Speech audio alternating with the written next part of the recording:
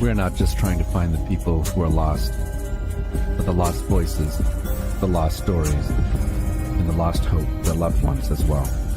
The two boys that were in the vehicle and their parents that helped cover up the vehicle are all guilty.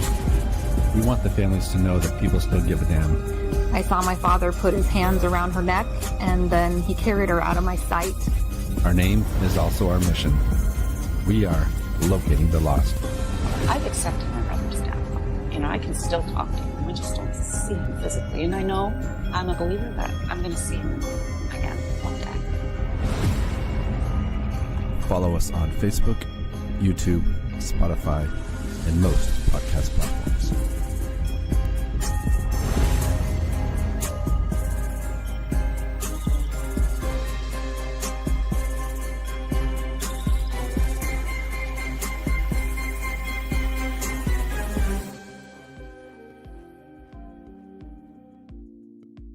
All right, we are live. Thank you everyone watching us live, and thank you everyone watching us back as we're recording. Yeah, thank you everyone very much. So tonight we're joined by Whitney. She was one of the original people to start sharing the case of Stefanie Damron. She was also involved with one of the first searches of the property in the area around where she went missing. Whitney, welcome to Locating the Lost. Yes, thank you very much. Thanks for having me. Yeah, and before we start, I do want to say that there's lots of speculation about parental involvement or whatever, and that's not something we're going to feed into tonight. We will talk about some things that seem odd. I don't want to have a bunch of stuff in the chat going on and people calling out people and being inappropriate. So if you do that, we will kind of kick you from the chat. So please be respectful with what you say on here. So Whitney, what can you tell us about Stefanie Damron? She was 13 when she went missing. She is now 14 years old. She recently had a birthday. She enjoys her walks in the woods. She enjoys reading, drawing, and puzzles. She's homeschooled. She likes her chickens. She was a very depressed little girl from what her mother has told me. Did she, what did she say about that part? Like, was there any threats of anything? She didn't really go into details. She said that Stefanie liked to go for walks in the woods to kind of clear her mind when things got chaotic at home. Yeah. What do you know about the home life there? They live off grid. They live a very different lifestyle than you and I. It's not something that you see every day. Did they have internet or access to power and everything? Not to our knowledge, no. So not even electricity? A generator or I don't something, think maybe? so, no. So Okay. They don't live in a house, they live in a yurt. So I'm not 100% sure on the electricity. I don't believe they do. Okay. But, right. I was going to say we'll get into that. I guess we won't talk about that just yet. So the day she went missing was September 23rd, right? Yes. And what happened to make her leave the house? What did the parents say happened? Her mom Lisa had said that she got into a argument with her sister and she took off into the woods. Mom and dad and brother were not home at the time. Do we know where mom and dad were? They said that they were at a job interview at Ruby Tuesdays. Oh, okay. Did they get the job? Do we know? Well, probably not. They probably focused on Stefanie's disappearance and probably had no thoughts of starting a new job. Yeah. What about friends? Did Stefanie have any friends that we're aware of? Obviously not that we're aware of. Her age. We don't know that she has any friends. She's very isolated, and she's homeschooled. And Andrew is one of the neighbors, I believe, right? He says powered by a Jenny, so I assume that's a generator. Okay. A generator. Okay. So Andrew would be the uncle. Oh, okay. Okay. Well, Andrew, thanks for tuning in.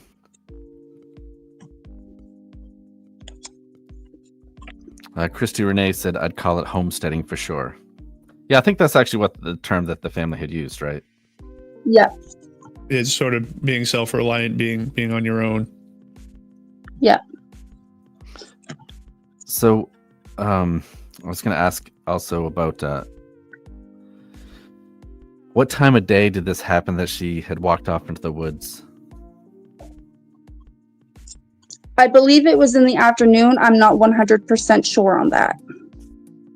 And then what time did somebody call the parents to let them know that she had gone off in the woods, or was it not until they got home later that night that they found out? They knew when they were out because they got a phone call saying that Stefanie had ran off. I do want to say, so let's see, Avery Bruce, Ruby Tuesdays was closed, I believe, at the time of her disappearance. But now I'm seeing in chat that it's now reopened. And Prescal just reopened. So Chris Renee, yes, it's been reopening process. It's open right now. So yeah, so they were definitely doing hiring at this time. They try to get the staff on board.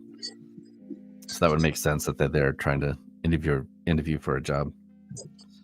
I do know that the parents waited until the next day to report her missing to law enforcement. Yeah, that seems weird to me. Yeah, I've got a 12-year-old, it's weird to me too. and granted, we already talked about them kind of living differently. Stefanie, was she an outdoors girl? Did she spend a lot of time in the woods? She did, yes. So do you know if it was something that she would do kind of often where she would be gone for like an extended period of time? Or, I mean, I know that you said that she would kind of wander off, like if there are things like whatever, if they're arguing at the home or whatnot, she wanted to get away. So she would wander off, but she would always come she would always come back. Okay.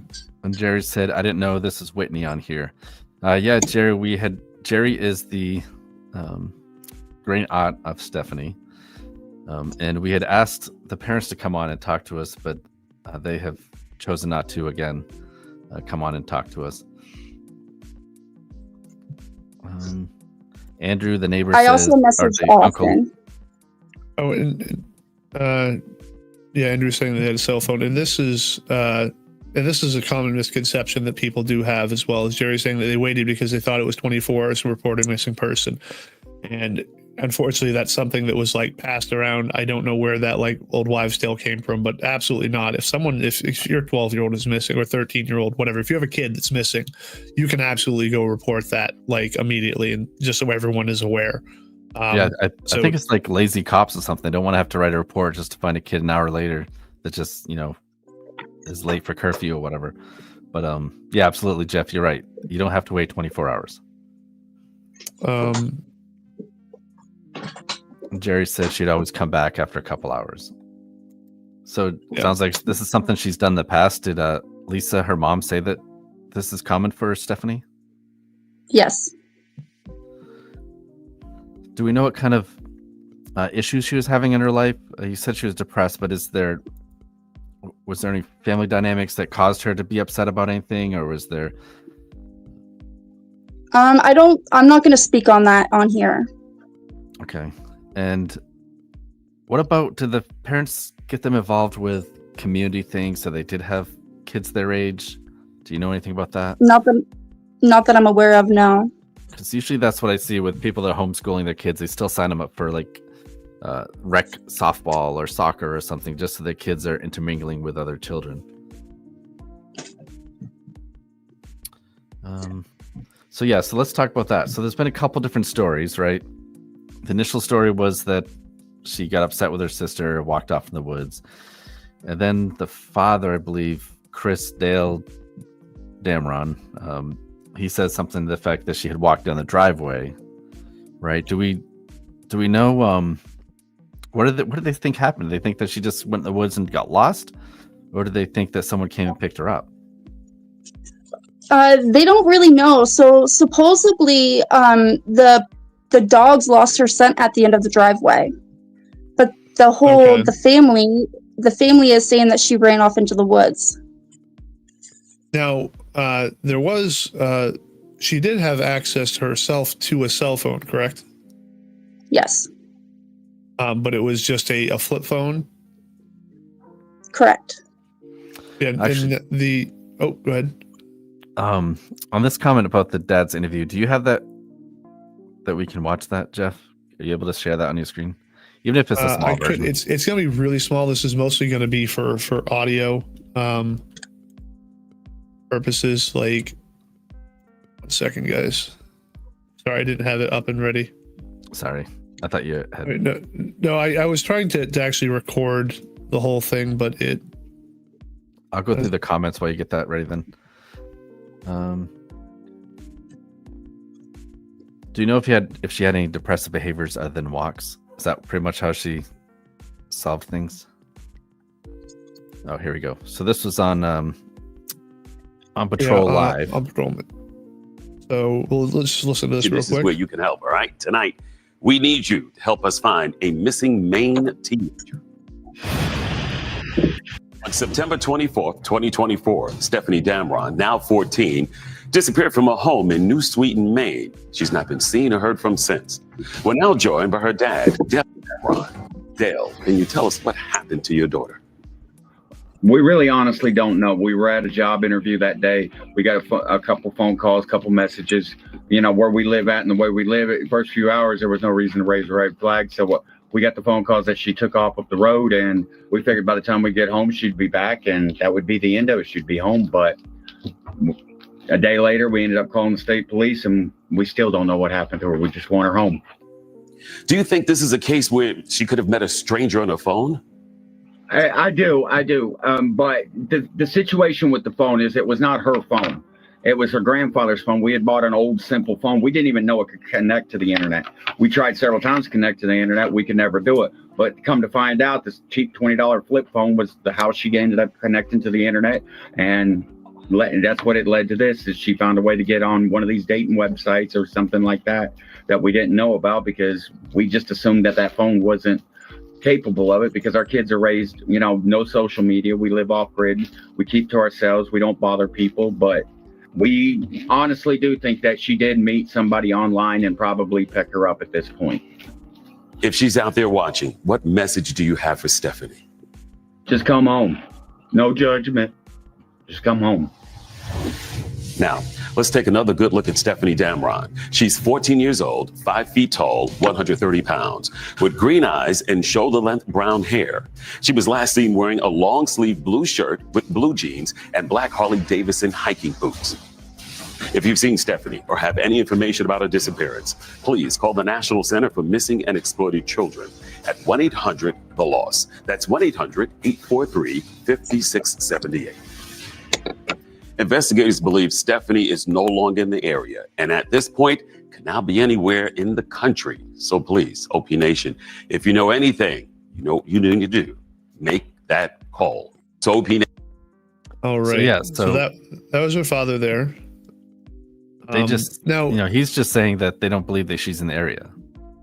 Yeah. What I'm wondering about is where did they get the dating site from? Did they pull data from that phone to see what it was accessing, or was that just the assumption that they, that she was using a dating site on the phone? So it's an assumption, and that's all we really know about it. We haven't had no actual proof or evidence come in. Yeah, and that does seem quite plausible, though, especially, a 13-year-old girl probably doesn't get to spend much time with people outside of her family, maybe did find a way to get online and connect with someone, and maybe that's what happened, especially with the saying that the scent stopped at sort of the road, so managed to get a hold of someone to pick her up. So there's been speculation I've read online that some people are saying that maybe that was the fight she got in with her sister. They were both going to leave and meet somebody. Sister decided not to go, and Stefanie went. Have you talked to the sister, or do you know what Lisa has said her other daughter knows about the situation? I haven't spoke to the sister or Lisa about that. And we do just have something here. Moronkel saying the feds grabbed all the computers and cell phones. Now, was that phone still at the house when the feds arrived, or did she take that with her? I was still there. It's a grandfather's phone. It was still there. Oh, she was just using it at the time. Okay. So we don't have the information yet as to what they found on that phone. And from what I also heard was Lisa, the mom, had said it was a dating website. Said it had the letter P in it, and it was maybe a peach colored background.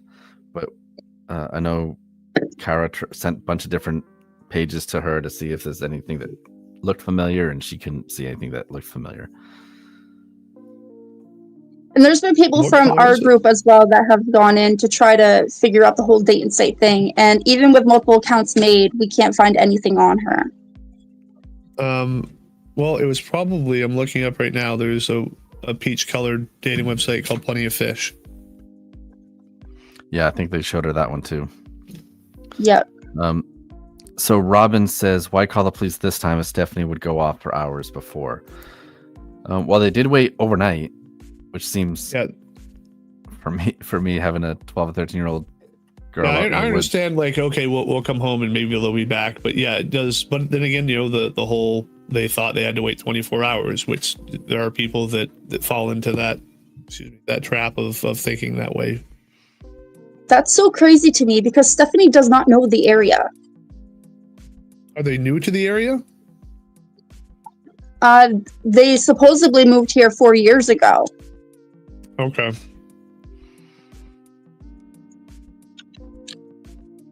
But again, that little girl, she's so isolated. Keith makes a good point, and that's why I don't want to bash the family, but it does seem weird that they don't want to talk more about the child, the missing child, but they have stated it's because of some of the backlash they're getting. And I don't know. Who the hell knows how you'd react, right? If your child's missing, I don't know how I'd react. I'm not blaming them simply because their behaviors. It's just you don't know. You don't know how you're going to react, right? And we were going to have Whitney on to speak about this a couple weeks ago, but the family had requested that we didn't because I believe they claimed that they thought that it could endanger her by speaking about it more, something along those lines. Yeah, 5 minutes before we started, they yeah, so we were just about ready to start. So that's why we kind of held off last time. Caitlin says, why has there not been an Amber Alert issued yet? Everything seems very odd. There's specific rules for Amber Alerts, like you have to know like the make of a vehicle or suspected vehicle, and you have to know that it was an actual abduction as well.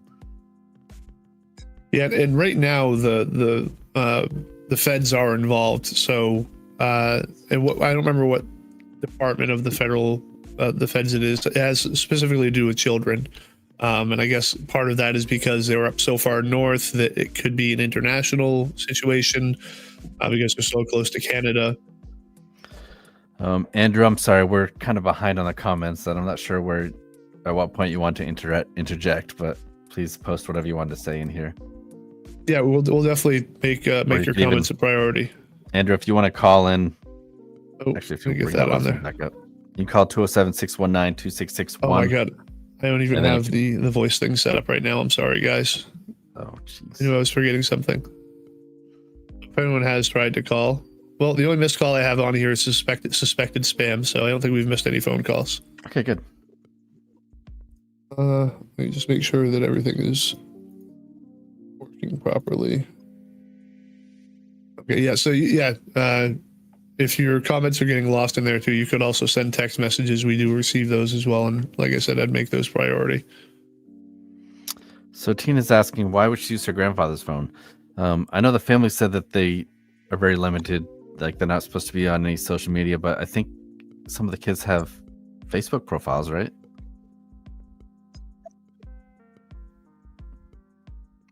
Whitney, Do you happen to know that, Whitney? Yes, sorry, yes. I didn't think that you were talking to me. You're reading the comment. Some of the other kids have Facebook profiles, and I think Stephanie has one as well, right? But the dad. Yes, everything on Stephanie's profile recently got deleted. Can you hear me? Oh, yeah, no problem, sir.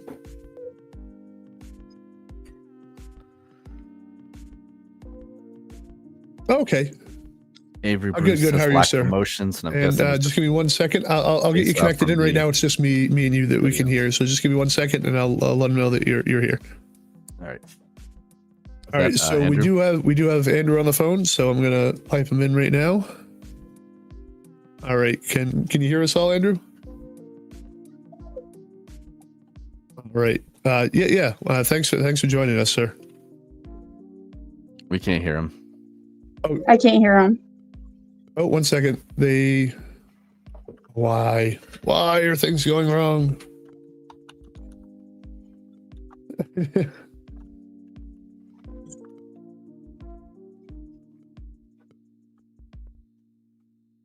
Man out, right? Can you guys I hear heard him that. now? Yep. Can you hear them? All right. So, can everybody hear me in the group? Yeah. Yeah. Okay.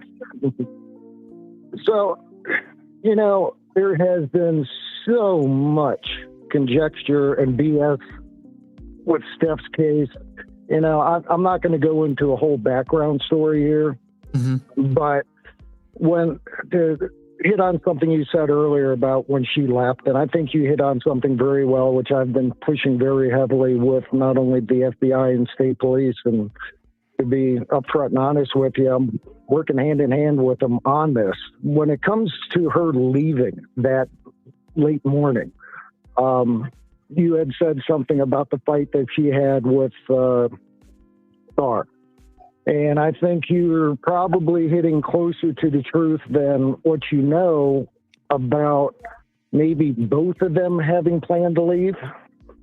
And the reason why I say that, and this hasn't really been published anywhere, it's just been talks amongst individuals actually involved with it, but there were other things that were missing that would indicate pre-thought and planning to leaving.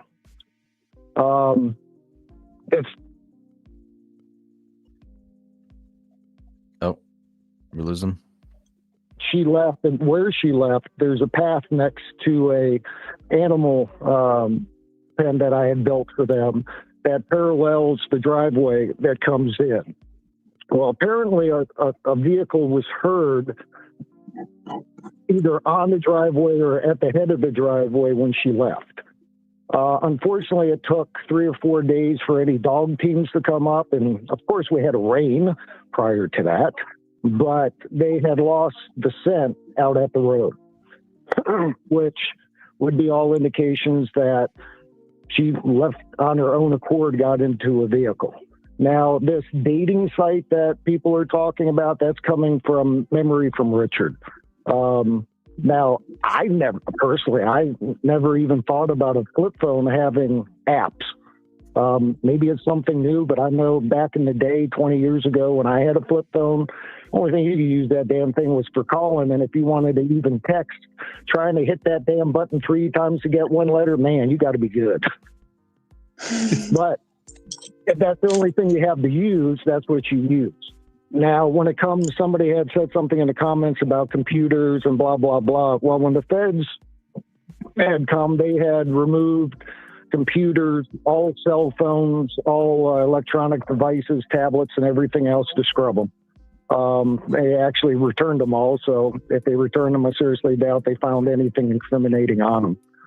Now, personally to me, everything in this case comes down to Richard's cell phone and people that were contacted. You had said something earlier about being close to Canada. Well, yeah, actually Canada maybe is 11 miles away from where I'm sitting right now. But what it comes down to is some of the numbers that were actually contacted were in Canada. So that's where, when you read these releases where it had gone international, that's why, because of contacts, not only in Canada, but let's see, Nigeria, Hawaii, you name it. Yeah, she was a 13-year-old that's living in the woods, away from social interactions. You're 13 years old and you're watching television. You're screaming for social interaction. And then once she found it, literally found it, through Facebook. You get on Facebook Messenger and everything else. You know, kids nowadays, and unfortunately, this is why you got a program such as this, can be groomed, can be manipulated. The grass is always greener on the other side. So, the problem that we're dealing with here in this type of instance is not, again, to go into any type of backstories, but lack of interaction of parents and child. Child craving attention from any sort, finds it, hooks up with somebody for better or for worse, and jumps in a vehicle, and figure every hour they're gone, they're 60 miles away in any direction. So, and up here where we are, I mean, it's absolutely crazy to think of where she could be in a very short amount of time. Like when I was talking to the lead detective for the state police, it's like, you know, within an hour, she could be literally mid-state. And within 5 hours, she could be in a different state. Well, literally in an hour, she could be, she could be in a different country. Now, I'm not saying that's where she is or what happened, but everything that a lot of people are talking about with the parents, with the family, I'm not going to say it's a perfect environment, because God knows it isn't. Anybody familiar with this case in any type of detail knows that there are problems, have been problems, and probably always will be problems. Does the system suck? Yeah, CPS up here sucks like you wouldn't believe. But talking about ancillary things doesn't bring her back. Getting a face out, getting a name out. Unfortunately, see, the biggest problem here is there's not even a description of a vehicle. I've heard everything from the state police. When the state and the game wardens and the feds were up here, I mean, they had drones. I'm not talking baby drones. I'm talking professional drones. Yeah. Everywhere, because we've got a trail system up here that is thousands of miles. You can start in Canada and pretty much not touch a main road and be in Vermont or New Hampshire. Right. So if somebody had a pickup truck and or a a four-wheeler or a side-by-side and got on a trail, well, you're gone. I mean, they're running drugs up here that way, apparently. So they know that people can disappear in a moment's notice unseen, which is a kick in the privates. And the feds are scratching their heads, because how much information does a flip phone store in its memory? Very little. Then in order to get information, should she had been talking to people on Messenger, then you would run, for everybody listening, guys, it's not TV, okay? Cases aren't solved in 24 hours. It does not happen that way, especially when it comes to the feds in the state. Their hands are tied legally in order to go into messages, in order to tap phones, to trace phone numbers, because of legal reasons. The person on the other end of the phone is not implicated in a crime.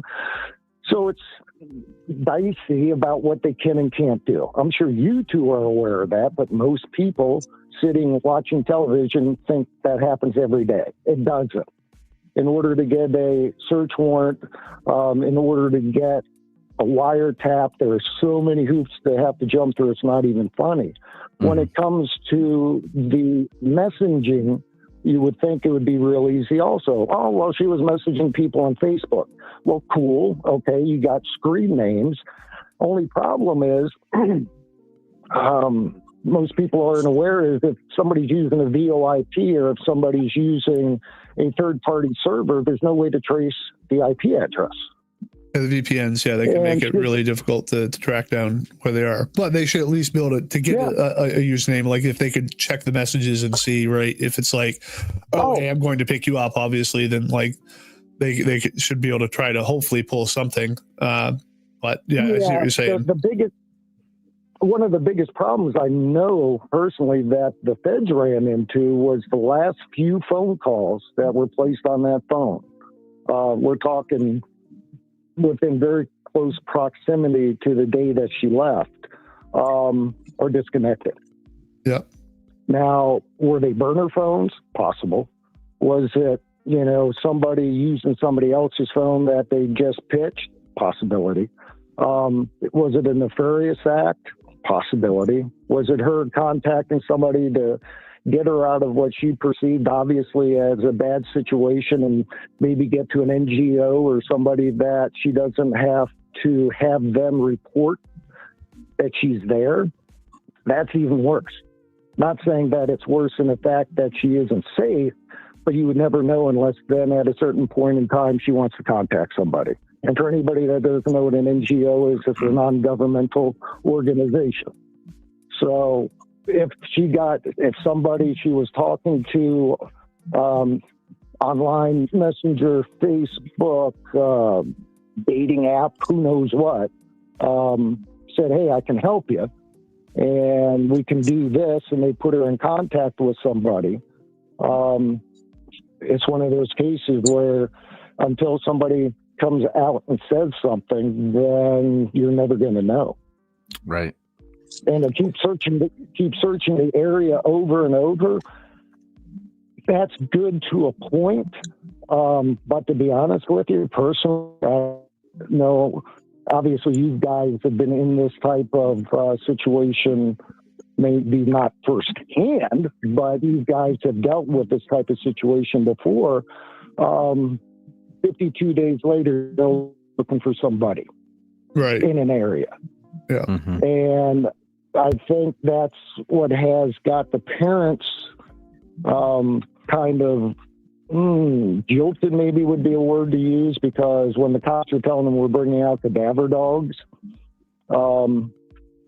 that's a slap in the face. I mean, that's a full dose of reality. Yeah. And Andrew, knowing what, yes. Can I ask you a question? Sure, feel free. Do you know if the parents had to take a lie detector test or anything? Yes. Actually, when this first happened, the very first week, the state police had taken literally the whole family down to Holton. Well, actually, no, they didn't take them to Holton. I believe they broke them up, and when I mean broke them up, separated everybody between Presque Isle, Caribou, and Fort Fairfield. There are 3 different police departments in the area. Yep. And they questioned everybody as well as the kids. I mean, they separated the kids away from the parents also.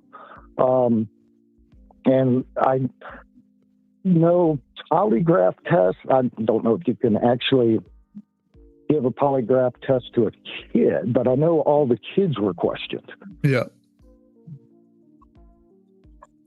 And they're all still here, so I guess I can't say pass with flying colors, but when it comes to this particular, and that's right. That's pretty telling. If they're allowing the other children to still stay with the parents, then it would lead you to believe that maybe state police don't think that the parents are involved. Well, the thing too about lie detectors is that like they're inadmissible in court. Maybe they're admissible as far as like detaining someone, but as far as like a court case, they wouldn't be able to use any lie detector results. It's confusing as to why they're even a thing if they're you can't use them in a court case as evidence, right? But well, again, it just comes down to watching somebody's body language. It's watching, right.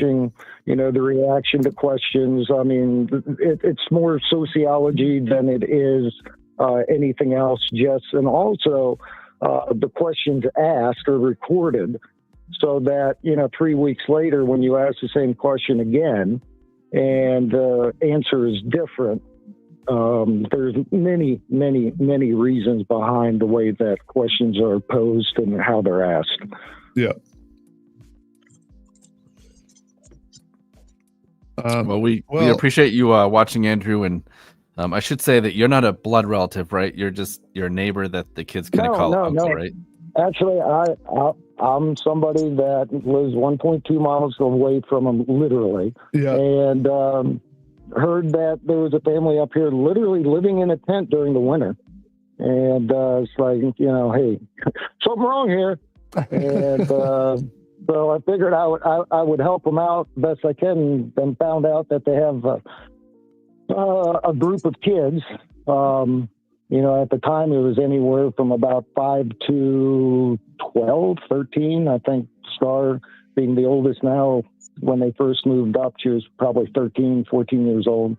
And Bo, the youngest one, would have been 4 or 5 at the time. Yeah. And Wow. Northern Maine is not the place to be in a tent in the winter.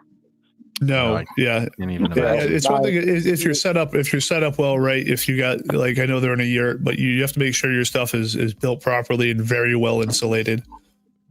Or have a very good wood stove. One of the two or both. Right, Yeah. Well, it's clear that you're a good man, Andrew, and I But- appreciate you, giving us your feedback on the situation. You've really persuaded me as far as what I'm looking at with this case. So thank you for joining us. Oh, no problem, sir. Hey, Yeah. y'all have a great night. Yes, you as well, All right, sir. thanks, Thanks again. Thank you, Andrew. Take care. All right. Yeah. So Whitney, you've actually talked to Andrew quite a few times, right? Yeah, I have. I gotta take that little banner off. Sorry, Andrew is not still speaking. I was on a different screen here. So it is kind of telling though. If they, it sounds like they probably got a polygraph test done on the parents. They allowing the children to still stay with the parents. I mean, I've seen it before, I guess, but it would lead me to believe that they do believe the story about her being taken. Let's see. I saw, who was it? Joe. Joseph Sargent says, Dad didn't make much sense on a few points. He believes she met someone and ran away, and she can come home with no judgment, even though it seems like he's blaming her for running away. Then I don't know where more than she was a victim of kidnapping. I may not be saying it well.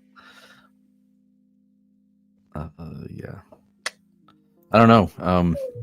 I've heard a lot of feedback on Dad's interview, and including my own.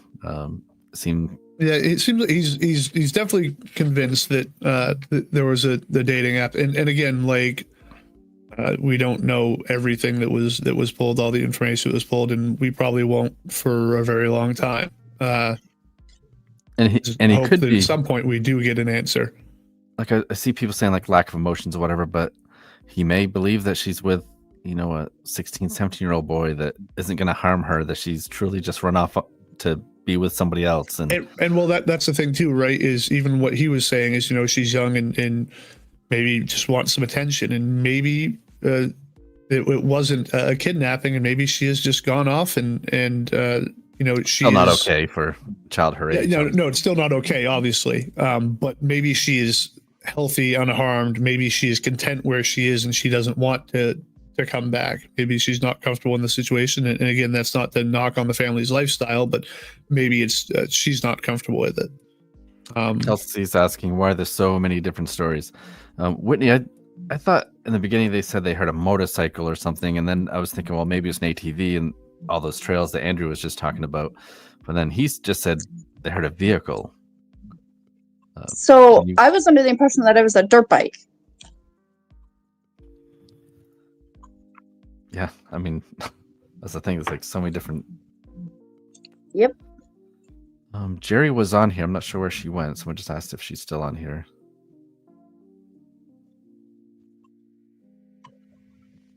I'm not going to post Keith's comment.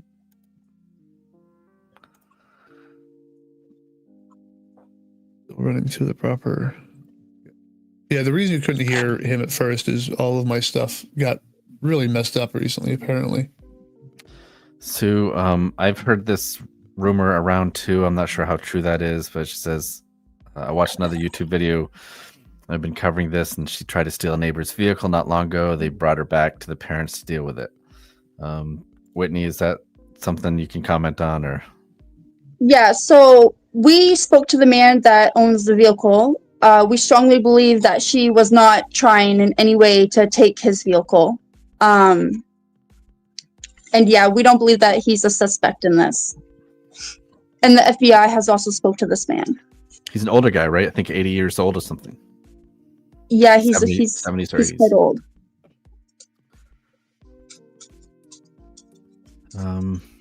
And you're right in the beginning when you said they don't live the same way we would. I mean, I feel bad for anyone that has to live in a tent in the middle of winter in Maine, and then to try to raise your children in the tent too. I mean, I know you can make them warm, but man. Yeah, I've had to sleep in a couple tents in the winter, and it's not comfortable. But they weren't. Usually, yurts are pretty sturdy. I think you can either buy them or make them, I believe. But I believe that there's still usually like somewhat of like a wood frame, like they're not just like a normal like tent. You know what I mean? So I'm not going to mention any names, but there's a lady in our search group that has a yurt, and she has been quite successful in there, and it's kind of changed my perspective on the whole yurt situation with them.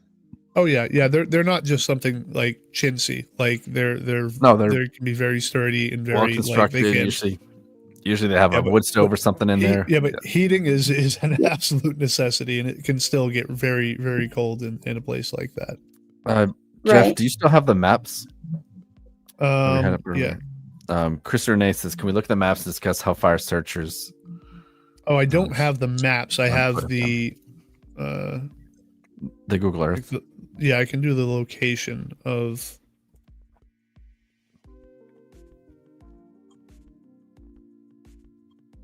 Of course, we have to do the dramatic slide, and so you can see how close they are to the border there, anyways. This is a location out here, and you can see just like, and I'm not sure if this was organized. You can see the lines in the trees. If at one point this was set up for, what do you call it? Like logging, if someone had planted trees here for logging at some point, or maybe just some weird erosion stuff. But it does you can see a lot of trails and stuff that come off from this as well. So there's definitely like, and it's out there, you can see there's not really much anywhere around.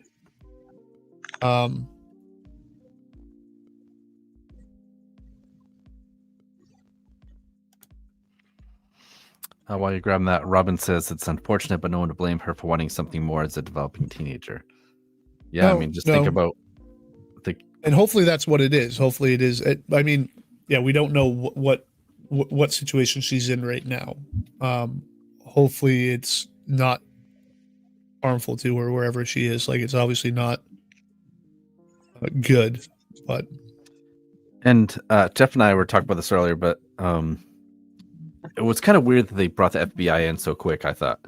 But I guess the FBI unit or office, whatever, the ones that are up here doing it, have jurisdiction in Canada as well. So that's why they were involved so quickly, where this house is, I think, 11 miles from the Canadian border. And then Jerry's mentioning that they have looked into Canada and still are. There's a lot of comments on here. I was at 7:21 p.m. looking at comments, and I realized we're already at 7:45. Oh, yeah, no, so. there is sorry if it's taken a while to get to some of these. Usually we don't have a problem getting to every comment. We're obviously not going to get to every comment today because there's a lot of people in here tonight commenting. Whitney, what did the man in the truck say? Melissa was asking. I won't go into everything that he said, but he did make us aware that she was really upset. And he explained to her that she really had no place to go, so she had to go back home.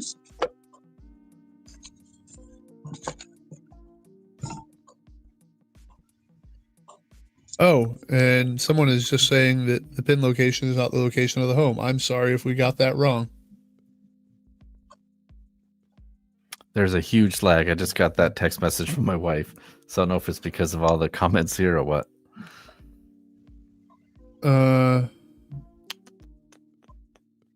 So Dan says the pin's not the location of their household. I'm sorry if that was inaccurate. We were given a couple different sort of locations around here, and that, I think, is what was determined. It was on this road, at least. Sorry if we're off. We're half mile too far south. It's about 20 minutes of messaging as well that I'm hearing is like some bad stuff being said inside the messaging. Yeah, and I have been seeing some of that as well. Everyone, we all have our right to our own opinions, and we can all make our own assumptions, and we don't need to be attacking each other for our opinions and such. So we ask that everyone refrain from any personal attacks on here.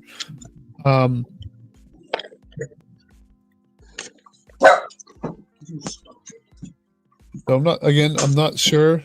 He said about a half mile off. We just heard that it was the driver was very long and it was out into the woods, and that was that was the closest thing we could find. I'm sorry if we got that wrong. Either way, it's Jeff, still if you type well, let's sorry, get if out you the type in address. 399. Oh. No, I'll close that to do any of this.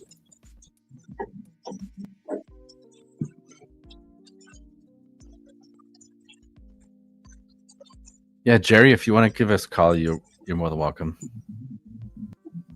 I see people asking her to call in. There's a.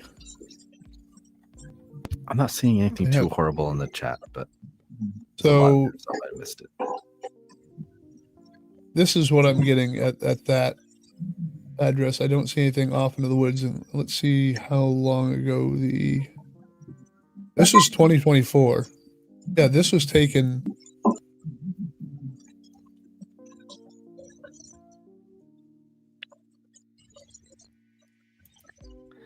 It doesn't sound like they have a community. Them, their family, and who you. Okay, so this is 2020. So this was a few years ago. There's a location here. What you had mentioned. I don't know if it's further off either of these sides. That maybe they just moved up 4 years ago, right? So maybe they hadn't gotten the road put in, or they're self-established. Whitney, Robin's asking, did family know anyone else in Maine? I don't think they did they? I don't think they did. I'm not sure on that though. Andrew says you got it, so he would know. What's you one? Had the right, you had the right spot there. Okay, so this is it over here. Yeah, I mean, there's a lot of woods. Right. So maybe they hadn't, got their stuff built in yet out this way. Either way, like this still shows sort of. And Kelly, we talked about this earlier that, sometimes families think that they have to wait 24 hours before they can report someone missing, even though she was, 14. Do we know when her birthday is? Because I had read she was 13 at the time she went missing. Her birthday happened sometime while she was missing. Now they're calling her 14. But then I also read that her birthday was like October 6th. So do we know when her birthday actually is? Oops. I have it written down. The girls in the chat might know it better than I do. Someone just said October 6th. Yeah, okay. So I did get that right. Okay, yeah. So that road with okay. I guess I can pull that back up. He's saying where the hand is, so I'm assuming it's out this way then. And I apologize. I'm not sure why it's so laggy. I don't know if it's because there's like 150 people in here or what, but everyone's kind of commenting over each other. No, it's okay. This will happen as we get more people to watch stuff. And we do apologize if it takes a while to get to some of the comments. And like I said, some we might just not be able to get to. Stacy Baker's asking, do you know if they ever lived with Andrew? Oh, Andrew's right in here. Andrew, did they ever live with you?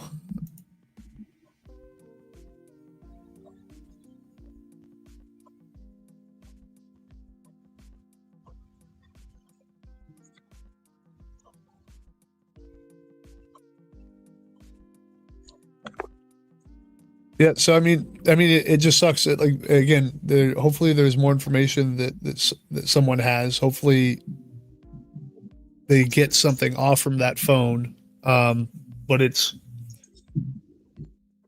got to be off the rails here. It has.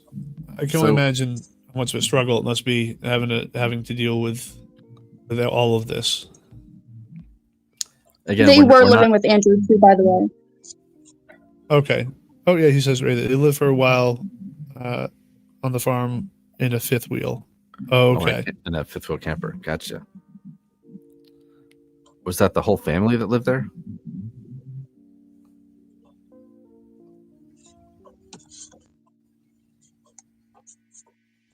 Robin says last time Andrew saw her was 20th when parents moved off his property back to Yurt.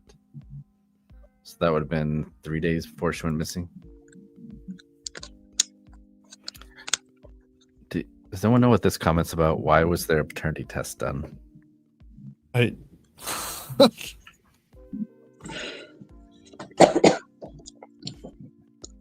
No, I don't know. What's a fifth wheel? Fifth wheel's like a trailer.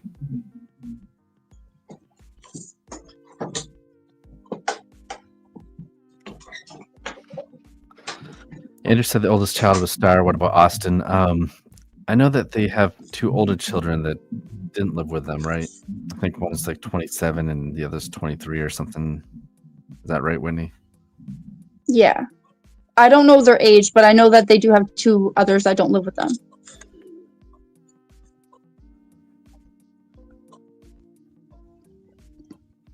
Tanya, I think you can. I think the websites, or I'm sorry, the flip phones, you could connect it online with those at one point. Yeah, I used to have an older flip phone, like even back with like the Razor phones, like you used to be able to. But I mean, it's not something wild to assume that someone would think that you couldn't, because it's it's not a smartphone, it's just a flip phone. And even people were saying earlier, it's like you can do it, but it takes a little bit. It can be a little bit complicated. Not that I've touched one in quite a while, but for the most part, when people go out, especially, we have to imagine his situation going in to purchase a phone in the first place, right? Like, hey, I need a phone. I don't need it to connect to the internet. I just need to be able to make phone calls. So they give him that, and maybe he's under the assumption that it doesn't connect to the internet. I don't know what the date would be, Robin, but Robin says Google Maps Street View of 178 Westminland Road has a girl in the driveway that looks similar to Stefanie. So just do that for shits and giggles. Nah, I'm okay. Come on. Seems a little bit weird. I'm just gonna hide this altogether. Somebody in my group can look that up. Why are the children not with them? Where are they? Where are they, and why? They're older. They're like in their 20s, so they've started their own lives. That's why they're not living with them.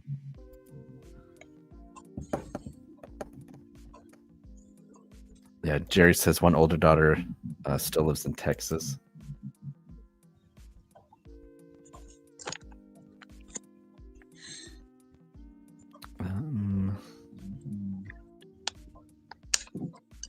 Robin saying a Street View car was in the area around the time she went missing. I hadn't heard of that. Street View car? What? Like a Google Street car? Yeah, Google car. Oh, well, that would be wild if that turned anything up. And Jess Babin, this is true. If they heard a vehicle at the time Stefanie disappeared, why wait 24 hours?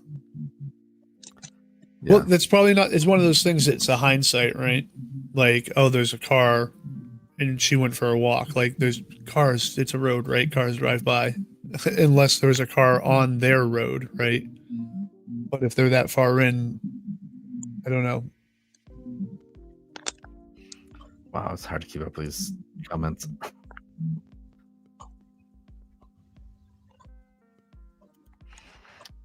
Tara says, everyone's saying in the comments to check the brother out. Was he there the day she disappeared? I think they're talking about Austin. He's been pretty forthcoming with everything, right? He's been trying to help you, and he's talked to you a few times, right, Whitney? And Andrew's saying that Austin was at work. Oh, go ahead. I'm sorry. Oh, I think you just muted. I was trying to fix her mic. It sounds like there's background noise. That might be a TV. Right, there you go. All right, go ahead. I'm still muted. Oh, there it goes. He has been helping us. Like, he helped us search, and he's kind of been communicating with me on Facebook. Oh, there's a good question here from Kelly. Oh, if everything keeps shifting. Are there any new searches planned that you're aware of? Yes and no, not to the public because we don't find that it's really safe. A few of us have been threatened pretty good. Yeah, let's talk about that. What kind of threats were coming in? Well, somebody sent me a photo of my own home, told me that I can run, but I can't hide. He also called me and was trying to get information out of me, told me that if I didn't tell him, he would burn my house down. Who's he? Another Ryan Hudson. And I'm assuming you've there's definitely a local reported him, right? Oh yeah. Okay. Another girl in our group got followed by like a random vehicle, got followed home, so she got a little concerned about that, and she also had been threatened by Ryan, but that's not my place to come on here and say what was said to her. Jesus Christ. Hey, Ryan, if you're listening, you're a worthless piece of shit. Big time. Oh, shit. He's probably listening, Jeff. You're gonna get Good. That's okay, let him. Yeah, I'd love for him to come to my fucking house. Excuse me.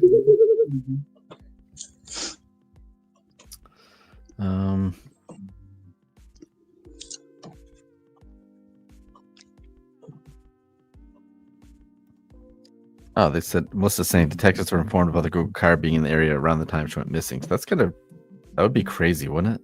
Yeah, if there was, yeah.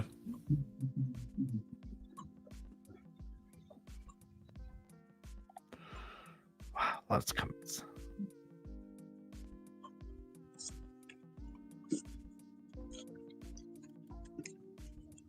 Denise says, so 6 kids, 1 adult female doesn't live there, 3 older kids have a different father. Yeah. Well, I mean, I'm not sure what that has to do with anything, but. And Kelly. I guess you already asked that. Yeah, that's right. Yeah. Right. I apologize. I'm trying to keep up with it. No, you're good. And that Ryan Hudson, is that a legitimate profile or is that just a made up profile? I'm not sure. I know my local police department and the sheriff's department said that they were going to look into it, as well as the police department in my father's town because he got a hold of my father as well.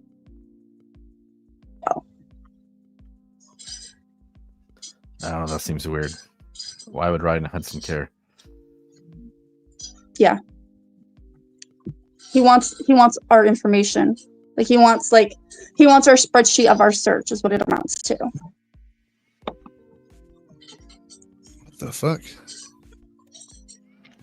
Jerry says, I have screenshots from Ryan that he has sent to the Maine State Police. He has sent them to Maine State Police? I'm very confused. Jerry said Ryan is real. Andrew said he contacted him too. Wait. He's contacted like everybody in my group. Oh, where everything just shifted on me. What is happening? So here's $1 million question. Caitlin's asking, what does Ryan have to do with Stephanie or the family for him to be getting involved? Jerry's saying that Ryan was defending the family. But defending the family doesn't mean that, yeah, why do you? Yeah, that's defending the family and threatening someone who's trying to help find the girl, like trying to burn their house. Like I'm very confused by that.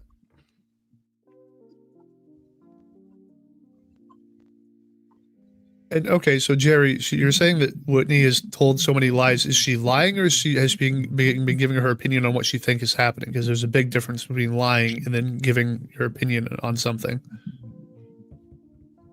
Either way, it's disgusting to threaten someone and threaten to burn their house down. Like that's either way, we're getting way off from we're just getting into the nonsense here. There's no point in even discussing that.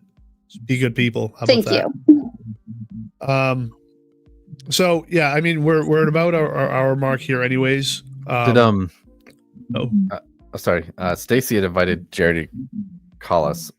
We'd love to hear from Jerry instead of just having her type stuff in the chat As long as everyone is being cordial, like we're not gonna allow people on here to talk who are gonna be mean to each other, because that's not what this is about. This is about Stefanie being missing.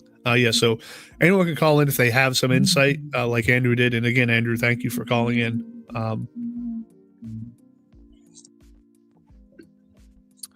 So again, Stefanie Damron, she's 14 years old, 5 feet tall, 130 pounds, green eyes, shoulder-length brown hair. Last seen wearing blue jeans, long sleeve blue shirt, black hiking boots. Last seen walking into the woods on West Road in New Sweden, September 23rd, 2024. But she's reported missing on the 24th.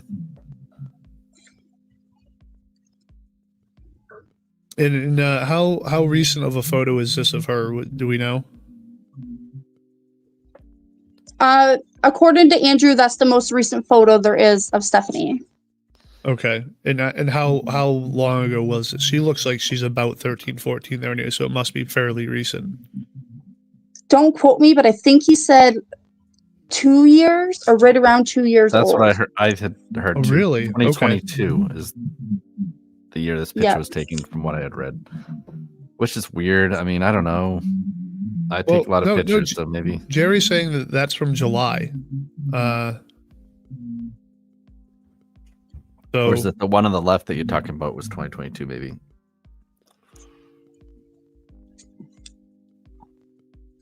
Yeah, and another person saying that was from the summer of 2024. Okay. And then Jen's asking who saw her walking into the woods. Who reported her walking into the woods? Was it the sister? Was it the grandfather? It was her sister. Oops, sorry. I know can't keep the up chat's with these. moving kind of fast, so.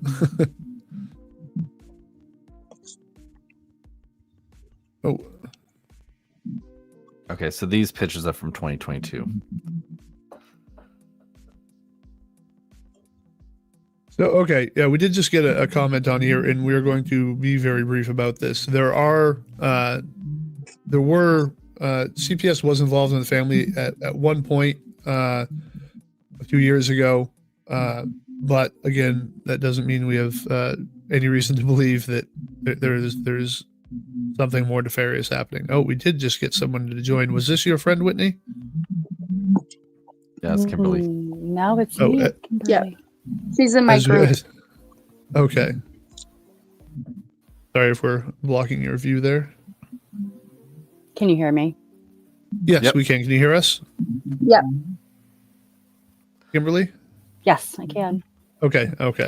So I'm not sure if Yes, you I can. were able to hear the first part of this, but is there anything you want to add on this case? I know you had you've done a lot of work on it as well, right? Spending time sharing on social media, trying to get her face out there. Yes.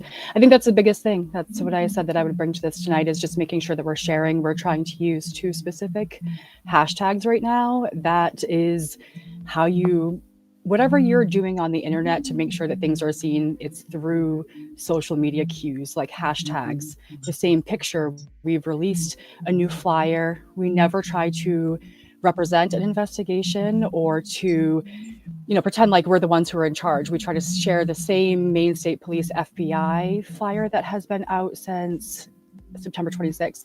We did another one today just so that we can keep the algorithm going. I started to notice on Mysteries in Maine that her posts were not getting any shares.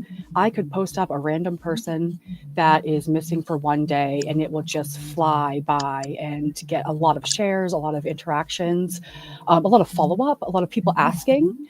People like Stefanie, they get shared, and then you have more comments than not saying, I thought she was found. No, she was found.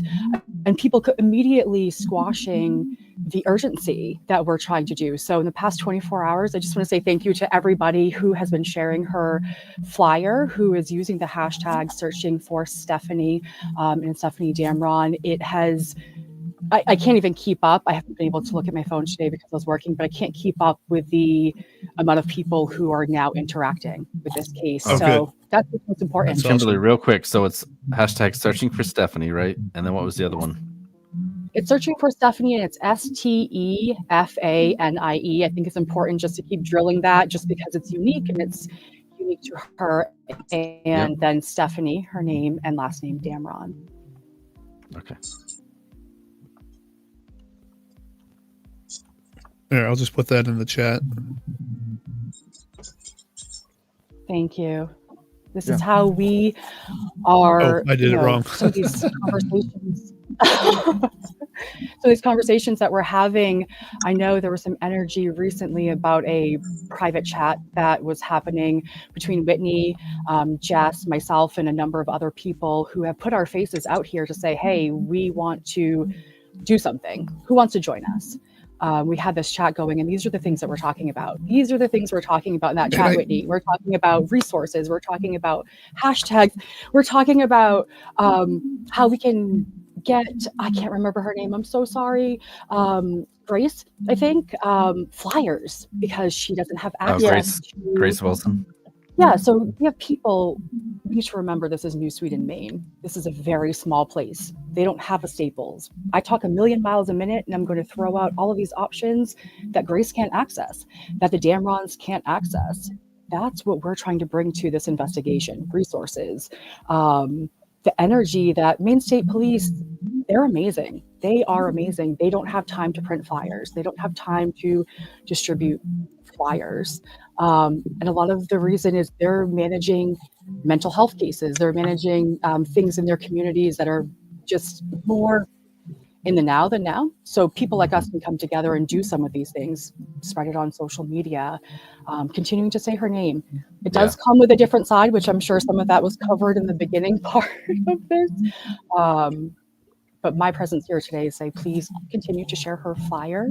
Please continue to engage in conversations. Hey, I was in the middle of a conversation with my husband last night when I said to him, this girl just walked into the woods. And then I referenced another conversation that had been had recently where another child had walked into the woods. And it just, having that conversation out loud with my husband, who, bless him, doesn't hold all this information, helped me jump back into the chat and say, hey, I was just thinking about this one thing this one time. So we got to keep doing. So we do have a question here. It says that Roldana says, has there been any psychics on the case? And I know you just mentioned Grace Wilson. I don't know if you're aware that she's a psychic as well. The one that you're talking about as far as the flyers, but has there been any psychics that you guys are aware of involved, and what have they said? I receive I don't know how many people know that I am the person behind Mysteries in Maine. I receive a lot of content in my inbox, and a lot of it is hard to always connect with. I have had people reach out and recommend people. A lot of times it's tarot, psychic, or somebody that they saw work on another case and maybe we should reach out to them. I've had a couple ransom requests come through for Stefanie that are very obvious, like sent me a random picture of somebody who wasn't her, and then told me to pick the amount and how I wanted to pay them. So I was like, okay, I'm done with this one. But I don't know that anybody I saw even from the Alex Jackson case has come into this. I don't know anybody that's actually come out. There is somebody who's commenting pretty consistently on some of my posts about visions that she's having, but she hasn't contacted me directly. I don't know if she's serious or not, I'll be honest. Sure. The girl from the Kim Moreau case, I think, sent... Laurencia. Yeah, I believe that there was some conversation about perhaps either contacting her or maybe there was a communication. She messaged me. I was in contact with her. Okay, that's, yeah. Yeah.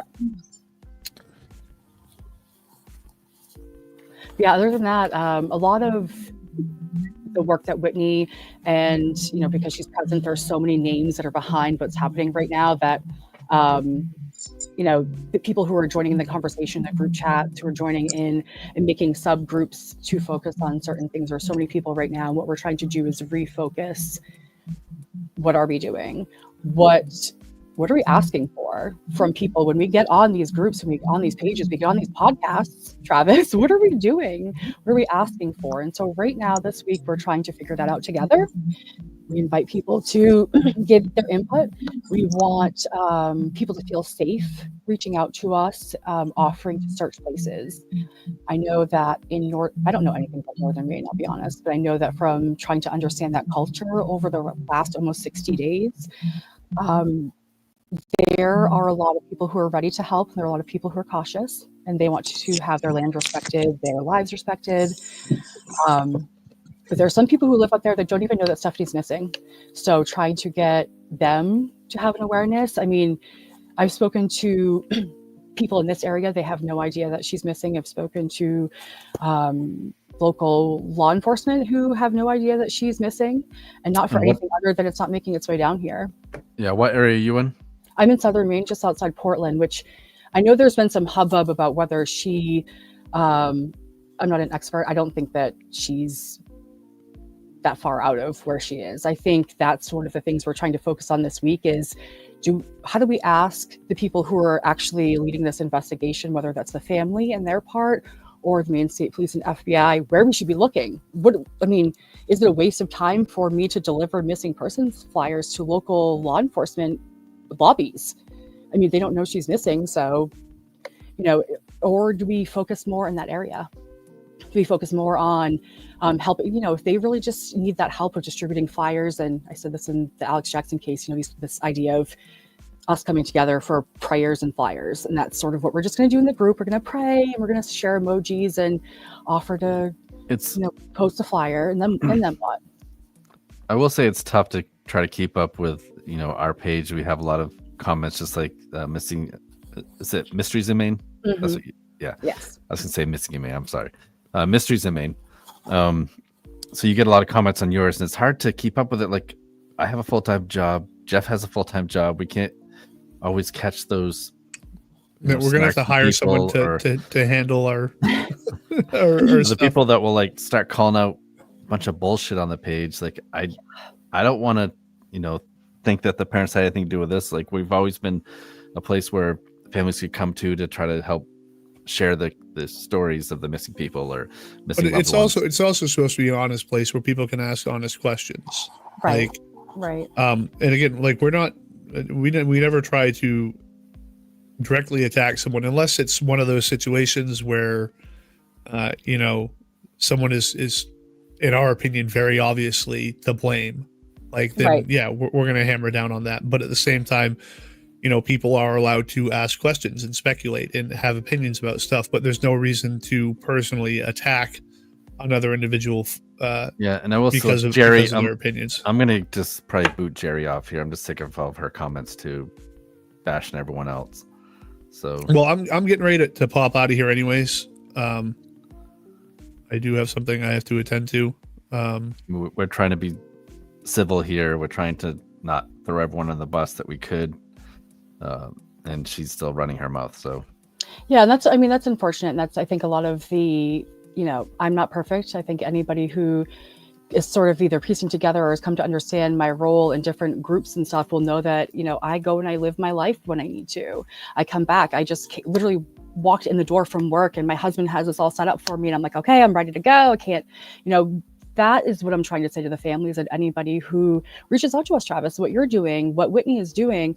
I can't say that I'm as involved in this as you have been. Your podcast is incredible. You have built something. And I think we're trying to let families know that we're here and that the energy that they're seeing, the negative energy that they're seeing, unfortunately, I'd say I'm more on Mysteries in Maine's page, leaning towards that writer in me, who is finding those gaps and sensationalizing that, because there's absolutely no denying that hot piece in any moment is what gets the attention, and the attention is what they're actually asking for. They're not asking for us to deep dive. They're not asking for people to go rogue. They're asking for us to get attention for this kiddo, and every family approaches it differently, and they may have their reasons. I don't think it's necessary to exploit. I just want to say very quickly, I just want to take pause and say very quickly, because this is so important to me. I'm here because Stefanie is a child.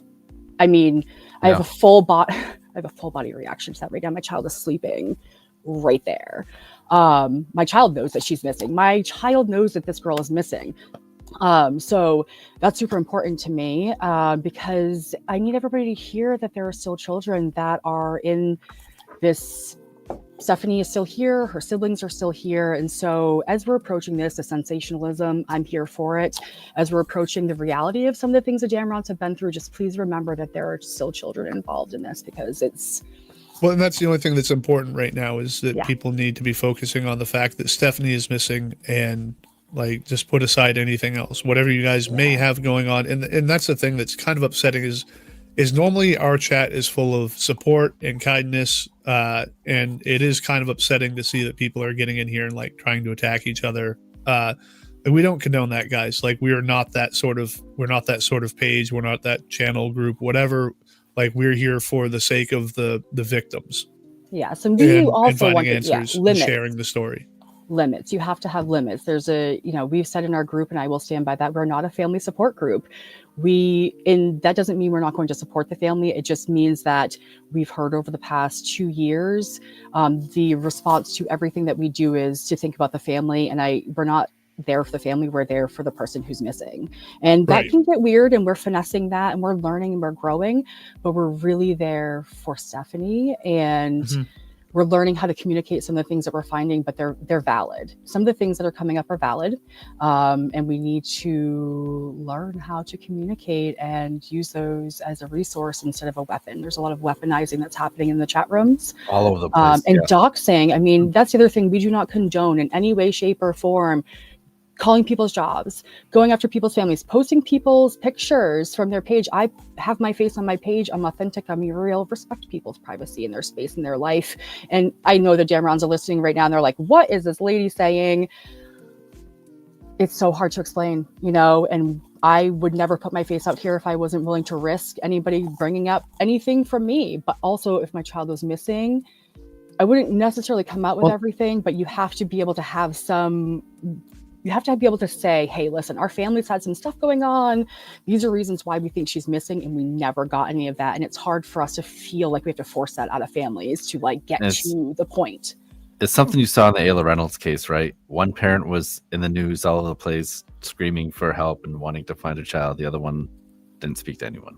Yeah, and we also saw in the Jackson case that the family was the murderers because they weren't speaking. That family was suffering, and they were suffering. And we've come to find out a bunch of things, but there was just never this connection. It was always, search, but don't search anywhere. Search, but haphazardly, please figure something out. And that's hard when you have an amazing crew of people who have their mind thinks in a solution-focused, pattern-focused way to just say, dumb yourself down and just forget this child is missing, please, and just go to bed tonight. And that's not possible for some of us who are up at 3 a.m. talking in the chats. And Jess says, did she take anything with her? Any of her clothes missing? And Andrew kind of hit on that earlier, Jess. So if you weren't here, you could go back and watch that. But Andrew talked about, it looked like she might have planned to leave. Yeah, and there's been a lot of chatter that that this is something that's happened before. And, we try to figure that out, mostly to figure out a pattern. But it does sound like there's just little pockets of families within their family as well. And their family dynamic is set up in a way where they, sort of are always moving around. And to them, it's just their lifestyle. To us outside, it doesn't seem as usual of a dynamic that we see. Especially when we're accounting for young children. And I think that's the thing we need to remember is we're trying to account for Stefanie. This talk of where is she? She's unaccounted for. We don't know where she is, and that's a problem. Right. Absolutely. So heads up, I am going to have to dip out. You guys can keep talking, obviously, but I do want to thank everyone for joining us, but I am going to have to leave. We'll finish this up here just a minute. But all right, Jeff, thanks. Yeah. Take care, everyone. And thank you guys for all trying to maintain respect for each other in our chat. All right. And thank you very, very much for joining us as well, Kimberly. All right. Have a good night, guys. Thank you. Appreciate you. So Melissa Dar says, Stefanie, if you listen to this, you have a whole community that cares about you. I can't stop worrying about you, and we just want to know you are safe. It's so true. It is so true. I think a lot of us are parents. I don't know if you're a parent, Travis, but I am. And it's hard. It's hard to, I just keep saying, and I'm not trying to be dramatic, but I feel that way every time I say this. The week that she went missing, I went out and bought a space heater because I was freezing all the time. And to think that she went missing on a night into the woods, 40 degrees, and that was just so casual.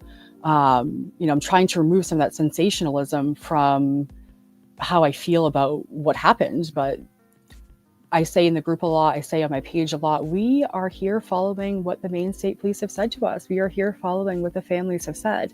The families have said that she has vanished, that she was last seen walking into the woods. So, we're coming off of that energy of they've searched the woods, they've brought in drones, they've brought in dogs. Jess is out there all the time. Community members are out there all the time. The family, they have said that they are out there, and we believe that they know that they're woods and they're monitoring them, and that people are keeping an eye out, but she's still unaccounted for. So here we are. Yeah, and I think a lot of people just jumped on the story changing, but I don't know if it's really changed or if it was just misspoken in the beginning. I don't know. I don't know what to think about this case, honestly. Like, I want to believe the parents, but then their actions seems like they're not as involved as they could be with trying to get her picture out there and her name out there, speaking up for her. I think that's super frustrating. I think that's super frustrating for those of us who are, Jeff just had to leave. Whitney has had to jump off. She has kids too. I threw a shirt on, after I came home and unclipped my hair, but I have no idea what the last 6 hours of my life have been. And after I boop off here, I'm going to go check in and, come back to reality before I spend 4 more hours this evening resharing her flyer. I am never sure what I'm doing, if it's the right thing, if I'm being annoying, I don't know. I do everything as if my child is missing, because that is how I've approached it, and I can't not do it. I can't do everything, but this specific case has been some there was nothing in the beginning, and I think that's a concern. I don't know what I would ask of Maine State Police. I'm sure there are a lot of people who look at us as just like, let it go. We hear a lot in our groups and on our pages, let law enforcement do their job. I just want to remind everybody that the Maine State Police and the FBI released her flyer, and they said, we are seeking public assistance. We have arrived. We're not trying to recreate, replicate, have any oversight. We would like, and we would ask them not just necessarily to join any of our endeavors, but maybe give an update every once in a while that's more than she's still missing, so that we can help. Because if you want our assistance and you are holding some sort of information, that's, I think, for you and I in this type of conversation, that's always concerning when they just leave you hanging and say, we want your assistance, and you have no idea what that means or, what they're looking for. I know that Jerry has said a couple of times, this is all harassment. We're trying to refocus the group and get people back into, I'm going to say like a more supportive role, but just even with each other, people are starting to attack each other because they don't believe, even the people in the group can have a statement that's trusting. Everything that everybody says now is just like, no, that's a lie. And you've got screenshots that have been, disproven that are being brought back into the chat. You have 2 chats that completely got deleted. So a lot of people are just, hesitant and unsure if it's worth it to try again. But I saw them all get back in there, and they're doing amazing, brainstorming things, resources. People are offering to put things up, search areas that need to be searched, reaching out to relatives in different areas. But yeah, anybody who's watching, who's wondering what we're doing, if you have any ideas about what we should do, join us, please. If you think we're doing things wrong, please let us know. We'd love to hear your ideas. So Robin asked, I just don't understand, what were the sisters fighting about to make her run off? And I had posed the question, was the sister supposed to go with her? Were the 2 sisters supposed to leave with someone? And that was what the argument was about, that one sister decided she wanted to stay home. And that's kind of what Andrew, the uncle, kind of alluded to as well. He said that pretty much that's what the family thinks happened, is that both girls are supposed to meet someone. Do you know if, I believe Star is the older one, right? Did they bring up the fact that, not the fact, excuse me. This is how we talk sometimes. The fact, did they bring up the conversation about how there's been some rehashing of events where some of the people who say that it was either Stephanie or Star that may have approached their homes or their vehicles are now like either one and the same, never together? I don't think we've seen so far, but we've had people go out and question community members, and they've actually picked out Star out of the photo instead of Stephanie. But I just want to say very quickly that some of the pictures may have been from times in their life where they just had different things going on medically or financially, or just, you know, they're not living necessarily a consistent lifestyle always. And so some of the pictures show variations. They're also young. These children are constantly going from skinny to teeth to no teeth to, those. So we have to just remember some of the pictures are from different time periods, different angles, all of those things. But there has been a significant amount of energy and sort of consistency about that they may have both been checking places out on their road, maybe being places that they shouldn't have been because it wasn't their property. So Sarah Allen's asking how much older or younger is the sister in question. So the sister's older. She's 17. She was 4 years older than, 3, I guess. She turned 14 while we were looking for her. Yes. So real quick before we finish up, I just want to share this again. Stefanie Damron, 14 years old, 5 foot even, 130 pounds, green eyes, shoulder length brown hair. Last seen wearing blue jeans, long sleeve blue shirt, black hiking boots. Last seen walking into the woods or to the end of the driveway in New Sweden, Maine. Mm-hmm. She's been missing since September 23rd, 2024. Right. Reported missing September 24th, 2024. Right. So, all right. Well, I appreciate you jumping on. I know you kind of got in here late. I appreciate any energy. And like I said, the one thing I, would bring to this is just to remind people to, utilize social media in your local community groups. If you're one of those people who's like, I love true crime, now's your time, jump in, join all the groups. I think I've joined like 4,000 groups. And I just want to say a lot of this energy may seem like drama, but you can message me at any time. I'm usually up at 3 a.m. sharing her flyers. The cool thing about that is there's evidence. You can go look and see when I've been sharing them, but that's what we need to keep doing. Keep it out there. She's out there and somebody's going to know something and they're going to see her face or hear about it or remember something or, and that's where we're going. Whitney has a question she wants to ask, but I'm not sure what her question is before we hang up. So the phone is at Jeff's house. So if you're trying to call the line, he's probably not going to answer it. I was wondering that too, Whitney. So this is what she's asking. How does the Damrons have self-service if my whole crew didn't? We've had a lot of conversation about that. Again, I'm not familiar with Northern Maine. I do know I just moved back from the Mid-Atlantic and there's no cell phone service anywhere in this state. I can't, it's incredible. We've had a lot of people say that they're hooked up to Starlink and they have some generators. They have a lot of different phones. It sounds like there's a revolving door of sort of phones and devices in their home, tablets, PCs. I don't know. It's 2024. There's a will, there's a way to get internet. I think the biggest question that people are, what Whitney said is that there's all of these events that are tied to electronic devices. It's so confusing to get no information from them. They say they're off grid. We know that they're using that casually because they have access to some things that wouldn't meet the actual Webster's definition of off grid.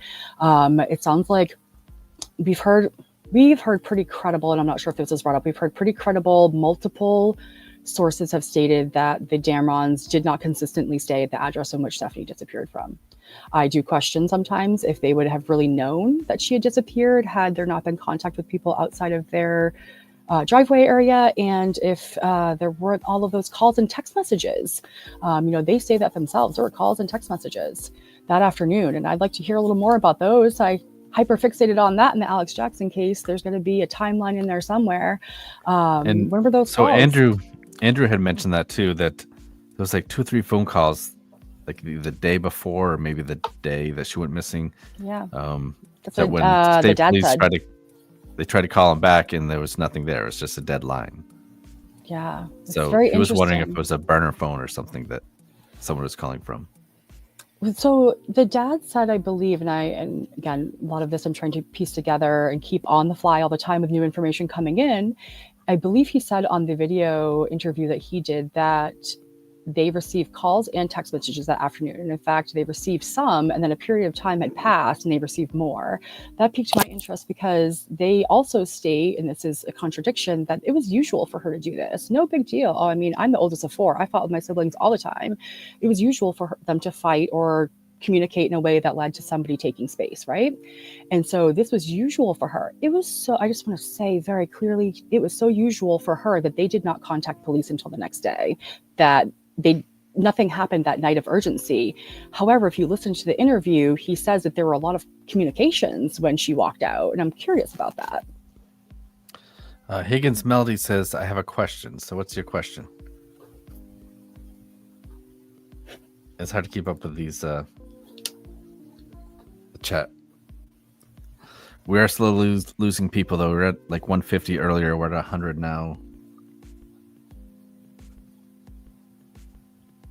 We do have some pieces that we're hoping, again, the smaller, or it's a more focused, we'll call it a focus group instead of a side chat. We have a focus group right now working on different things. We'd like to come up with different questions to pose to the Damrons first.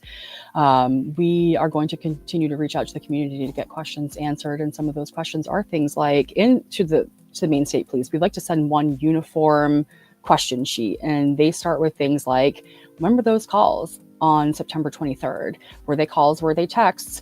And, how much time between the last call did you come home and then notice that she hadn't come home? Those things are missing, which make it hard to assist.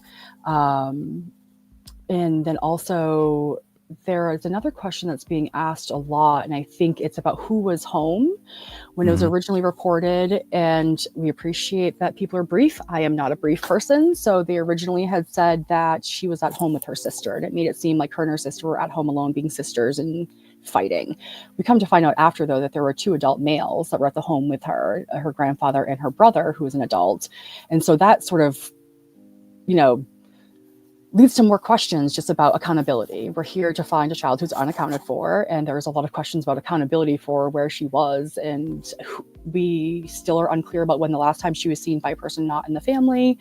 So yeah, we're trying to piece together a timeline. So if you know anything about that, please reach out to us. We'd love to try to work on that to narrow down where we can send the next, outpouring of resources. All right, so Whitney's asking a question. So she said, when I myself was searching the Damron's property, I did not hear one vehicle go by. And that was kind of what the Damrons are saying, is that they heard a vehicle the day that they didn't, but her sister and maybe grandfather heard a vehicle the day that she went missing. So it is interesting, Whitney, if you never heard anything and you were there I think you were there like 6 to 8 hours probably that day. That's very interesting to me, too, because there have been multiple accounts that she was brought home by people who were either living, working, or commuting, traveling, temporarily living in this area, that she's been brought home by vehicles to her mailbox. I don't know. There's always a different distance that she was brought home, to be honest, which is an inconsistency. It was either her end of her driveway, her mailbox. We've heard that she was actually brought inside. So she's had a lot of contact with people, and it just doesn't really make sense how it doesn't connect to anything. Just how would you not hear somebody bring your daughter home, and why would you not verify who they were? You are a half mile back from the road. If a vehicle pulled up, why would you not go out and check? We asked Whitney this question, and I can't remember. I was thinking it was around like 2:00 in the afternoon, but Kelsey's asking, does anyone know what time it's suspected that she went actually missing? Like, what time did she walk into the woods? I don't think we're clear on that. I think people have asked them and it's come back, but from what I understood, it may have been around that time in the afternoon, like 2 to 4. It was between maybe lunch and dinner, because the way they tell, I think a lot of that is just us listening to their story over and over, because they'll say things like, well, then at bedtime.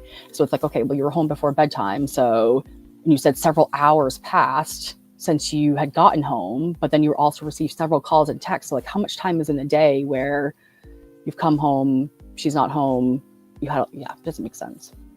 Yeah, when you said, someone said 2 o'clock, someone said 3 o'clock. I think a lot of that is just trying to perceive what they've said. Andrew says late morning, so it's confusing. So Andrew says late morning that they came home. Okay. So they said, and again, I hyperfixate on some of the stuff. that she went missing, that she walked. Okay, she went missing, and then so she went missing late morning, and they started getting calls and text messages, which is interesting because I also was told by multiple people that they didn't need to be at job interviews because they already had said the week before to multiple people that they had jobs, and they were ready to go. They were just sitting and waiting and enjoying time until they returned back to a job they had, and so it's interesting. Waiting for Red Robin or Ruby Tuesday, whatever it was. Yeah, but reopen. We have multiple people who have said that the week before they're 100% that they heard that they were good to go. And so when they heard that they were at job interviews more towards that mass media release on October 22nd, it started coming out that they were at job interviews. And so that a lot of people jumped right into my inbox and said, that's so weird because I'm pretty sure it was the week. That's the thing about time. I'm pretty sure it was the week before she went missing that they said this. But I think a lot of people also knew that they didn't really see. Or actually, I've had people message me and say, when did she go missing? Because I have seen them around town and I'm not sure if I saw them before or after she went missing because I don't remember if they said anything. Sorry, so that's interesting. I am listening to you, but I'm also trying to keep up with the chat, so I apologize. Yeah, I don't have my backup guy here with me, Jeffrey. All right, I guess we're going to call it a night. We're on here for over an hour and a half, so I appreciate everyone that tuned in, and thank you, Kimberly, for joining us. Thank you so much. And I'll just mention your page again, Mysteries in Maine. Please like and follow that page. A lot of good information you put on there, so we appreciate everything you do. I know you share a lot of our stuff too, and I share a lot of yours. Yeah. I know you're a writer, right? I mean, that's what I started doing with the Mysteries in Maine page. I had a lot of people saying that they just thought Alex Jackson's case was never, ever going to make it out of the two-group hostility, that they weren't seeing flyers anywhere, they weren't seeing anything, and that was my attempt at trying to get his name out there, and it actually sparked more people reaching out to me for other things, but it's more, the page is more for me to get the information out there, and we do have a group where people can interact, they can share the cases that they want. It's really to use resources that we have already, skill sets and at our disposal to help people. Yeah. And I hope you don't mind, I share your stuff all the time. Yeah, same. I mean, that's, this is, I said to Whitney, I don't know what my long-term goal is, but we have some pretty amazing people who are smart and who have a desire to work on these types of things, and growing this group of people, it has been wonderful. There's a lot of consistency here, and I appreciate you. So there is a new page that started, I think today, called Stefanie Damron Letters to Stefanie. So they sent a question. This is normally a question for parents, but since they have refused the opportunity to come onto the podcast twice, if Stephanie's watching this right now, is there a message you would like to say to her? I'll let you answer that.